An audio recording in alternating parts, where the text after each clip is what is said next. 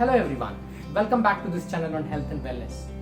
Today let's talk about the problems that are faced by patient relatives or the attendants when their patient is admitted in the ICU in terms of the restriction on the visitors and the visiting hour policy, etc.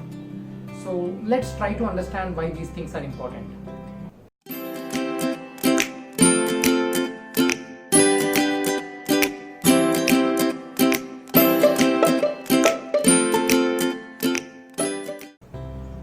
The reason why I have come out with this topic today is I sense there is a lack of awareness among the general public regarding this issue, and sometimes it leads to violence against the healthcare workers.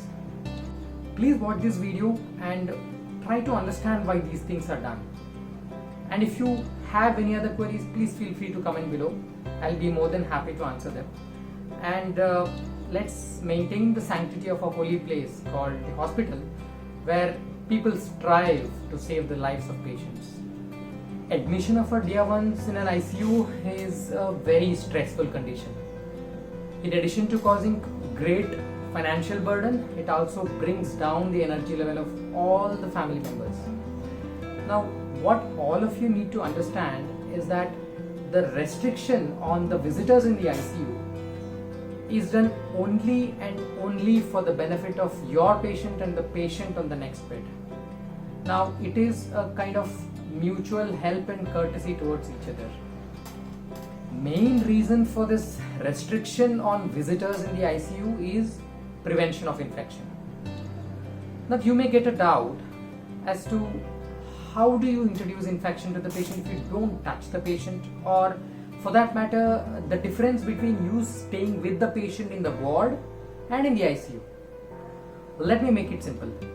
More people means more infection. Everything, your hands, your clothes, your purse, your phone, every single thing carries germs and may introduce infection to the patient. Even a non-deliberate action of you touching the bed of the patient or even the door handle will introduce infection. ICU must have only those things or those people which are absolutely necessary for the patient care.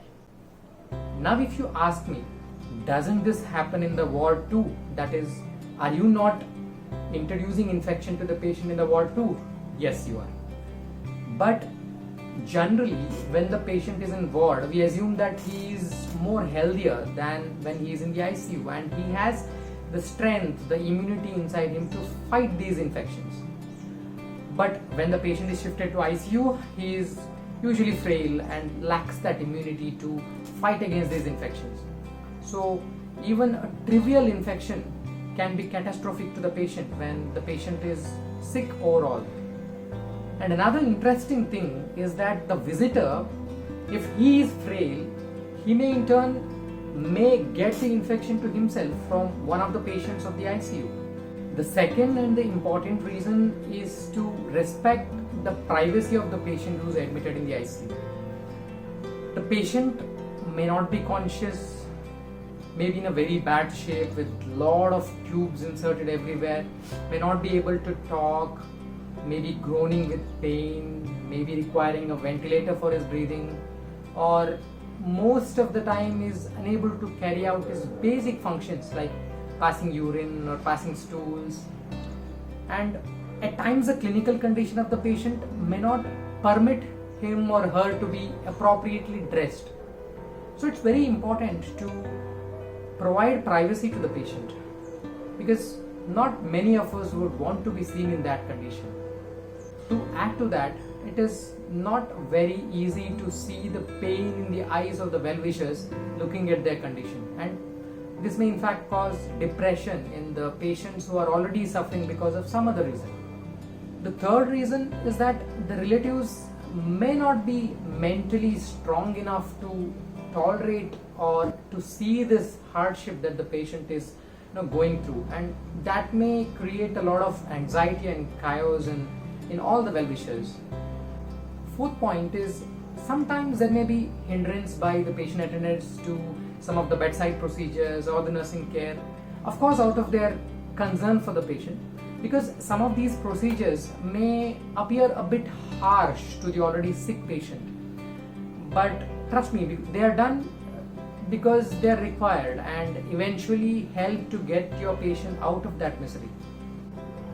It's also true that in the Western countries, in the recent years, there have been some modifications in these policies, and they have tried to be more lenient towards keeping the ICU door open.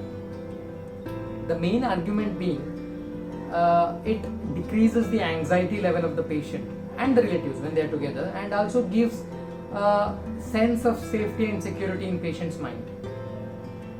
But in case of Indian setup, it's still recommended to continue with the old policy of restricting the visitors to the ICU. There have been some studies in the recent past involving multiple hospitals across the world. I'm providing the link in the description below of one of the meta-analysis which I had referred for the ones who may be interested to know more. So this was about the video.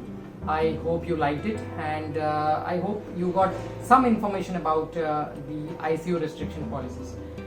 If you felt this video was useful, do like it, share it among your friends and family, and for more health and wellness related videos, do subscribe to this channel. Thank you for watching.